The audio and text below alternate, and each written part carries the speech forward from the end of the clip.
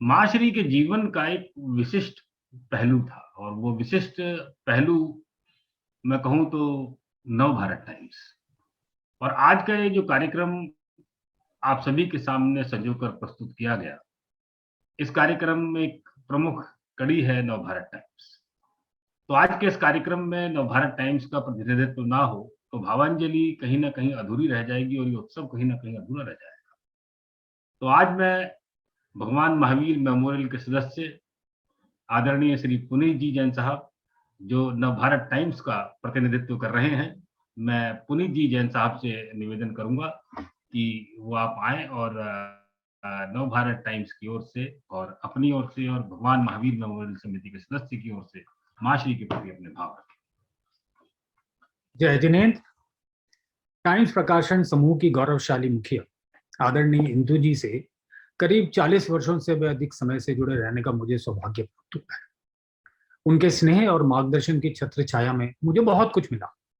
जो भी हूँ, जो भी उपलब्धियां हैं, वह सब उन्हीं की देन है।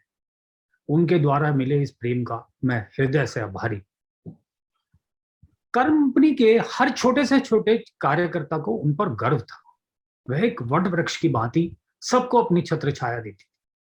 अपने मृदुल व्यवहार से सामने बैठकर बात करते समय व्यक्ति को सहज बनाकर उसकी बात को समझना उनकी एक अद्भुत क्षमता थी।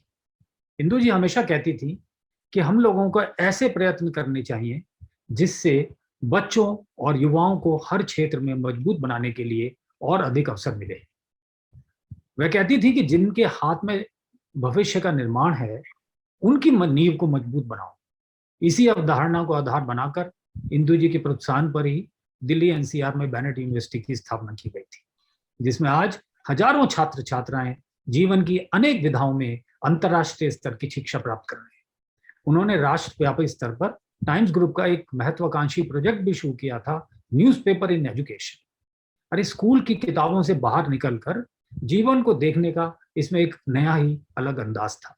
मेरा सौभाग्य था कि मैं इस गौरवशाली कार्य में प्रारंभ से ही जुड़कर कुछ सार्थक कर पाया। इंदु जी को अपने जीवन में हर तरह का सुख और समृद्धि प्राप्त हुई थी।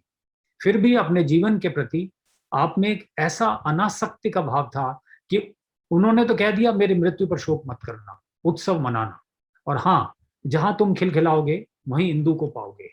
ऐसे समृद्धशाली जीवन के होते हुए भी विरक्ति का ऐसा भाव तो भगवान महावीर और भगवान बुद्ध जैसी पुण्यात्माओं में ही हुआ है।